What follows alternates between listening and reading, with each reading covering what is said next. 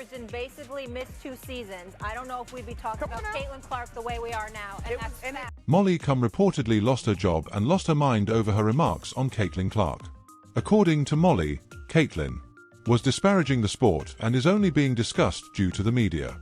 There have been far better women than Caitlin who haven't been talked about enough, Molly continued. there were a lot of people that laid the groundwork that deserve shine as well. Here's what we're going to do. Are they playing now?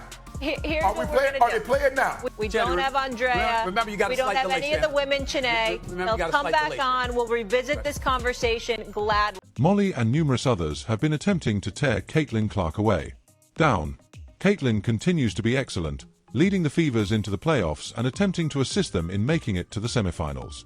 In the WNBA, Caitlin Clark has been the talk of the town. To be honest, it's easy to understand why. She has totally changed the dynamics of women's basketball with her flamboyant play, leadership on the court, and capacity to raise awareness of the sport.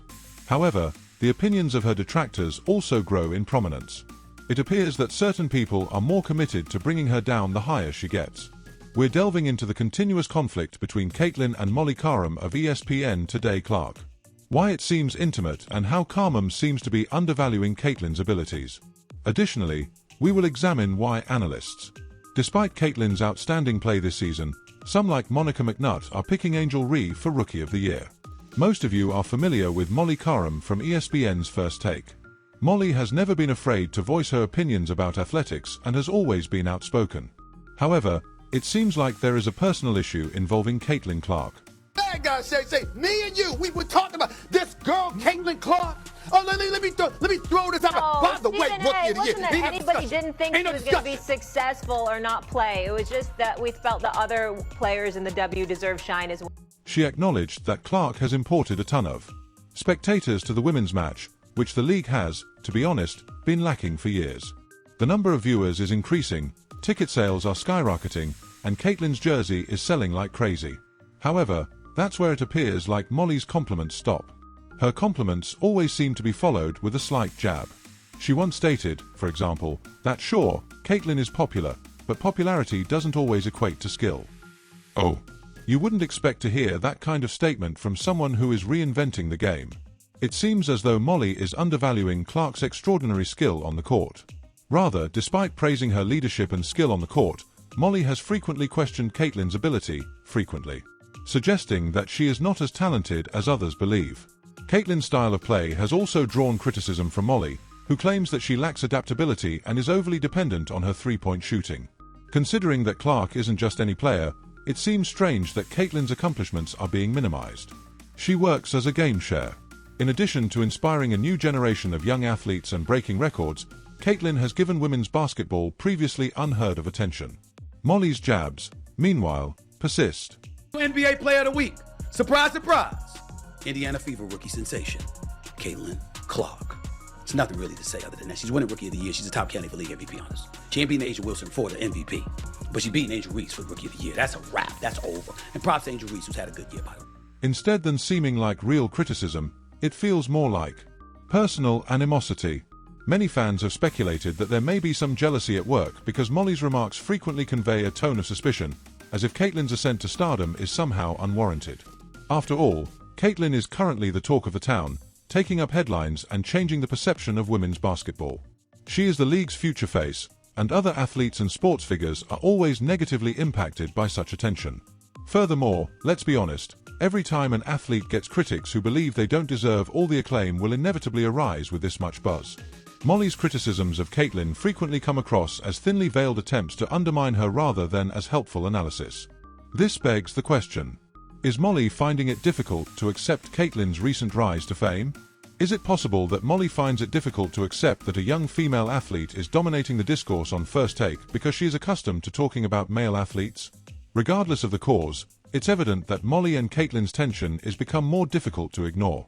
I know she will do her best. I know she's talented, but she's not strong enough and she doesn't have enough experience right now to compete at this level. The way that Molly presents her criticisms is what makes them even more scathing. Consider this as an example. According to Molly, Caitlin may benefit the game by increasing viewing, but she isn't always a full player. This type of criticism leaves supporters perplexed. Caitlin is accustomed to giving out help and dropping buckets like she's managing a clinic, after all. There is no denying her ability to direct plays, control the floor, and make wise choices under duress. We are discussing a player with exceptional offensive facilitation skills who can light up the scoreboard. However, Molly claims that Clark's ostentatious plays aren't very convincing when it comes to in terms of true basketball IQ or reliability. She has even accused Caitlin of being overly dependent on her three-point shooting, suggesting that she is incapable of performing well under pressure or when confronted with physical defense. You have to ask yourself, is Molly merely attempting to stir things up for the purpose of controversy? Or does Caitlin's spectacular climb to prominence have a deeper problem? There is a noticeable tension between these two, regardless of the cause. Molly seems to be basing her criticisms on something other than basketball, which begs the question of whether Caitlin's increasing fame is drawing more personal jabs at her rather than unbiased evaluations. Molly, I said... Really, Molly? Wow. They jumped on... However, Molly Qerim is not the only analyst criticizing Caitlin. Monica McNutt has made no secret of who she believes she should win WNBA Rookie of the Year. It's not Caitlin Clark, spoiler alert. Having been a strong supporter of Angel Reeve for some time, McNutt has been actively advocating for Angel to win the coveted prize. She talks about the Rookie of the Year contest in each segment. It appears that McNutt ignores Caitlin's work and concentrates only on Angel's contributions to the Chicago Sky. McNutt's logic. She has asserted that Angel Reeve has influenced her team, the Chicago Sky, more than Caitlin has the Indiana Fever. The entire performance of a team does influence personal honors, correct? Let's take a closer look, though. Rookie of the Year is going to go based on the standings. Okay. Because I think that is how you have the opportunity to measure impact. And the sky is right above them. And the Sky right now are in the playoffs, so you'd have to give the nod in my mind to Angel Reeve. But again, what I think is happening here is this black woman is trying to play mental gymnastics and find a way to put Angel Reeve above Caitlin Clark. Rookie of the Year does not go to a team. That's why it's called Rookie of the Year. It goes to an individual player. So wouldn't it make sense that you would analyze their statistics and analyze individual play overall? Like, this woman is doing all types of mental gymnastics in order to come to this conclusion so she can try to place Angel Reeve above Caitlin Clark in that race. When the Fever and the Future are ranked higher than the Sky, I'll be curious to see if she says the same thing. Numerous supporters and experts contend that McNutt's reasoning is faulty. Caitlin has alone altered that team's course and gave them a chance to qualify for the playoffs, something that no one had anticipated at the beginning of the season. Caitlin has been a constant bright spot for the Fever despite their difficulties, leading the team in assists and scoring. She isn't merely boasting about her numbers. Their competitiveness is fueled by her. Nevertheless, don't get me wrong, Angel Reeve has been fantastic. However, has she actually made as much of an impact on her team's accomplishments as Caitlin? Critics contend that McNutt is merely using the Chicago Sky's superior record at the time to support Angel. It appears that she is ignoring the fact that Caitlin has had to shoulder a much greater burden both on and off the court. Obligations and the general standards set for her. Caitlin has been the cornerstone of the Indiana Fever, a team that is still rebuilding. People are watching women's basketball right now. It all started from the national championship game, and I've been dealing with this for 2 years now.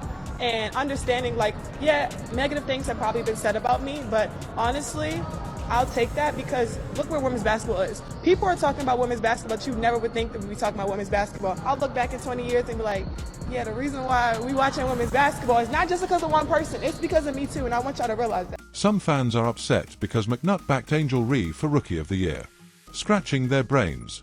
She hardly ever mentions, for starters, that Caitlin has routinely fared better than Angel in practically every significant statistical category. In terms of efficiency, assists, or points, Caitlin has been performing better all around. She's doing more than just filling out the statistics. The competitive advantage of the Indiana Fever has been fueled by her. However, McNutt appears to be entirely focused on the victories, as though they are the only important metric. Furthermore, although victories are significant, particularly in team sports there is a compelling case to be made that Caitlin's individual skill in basketball has outperformed Angel's. Total contributions.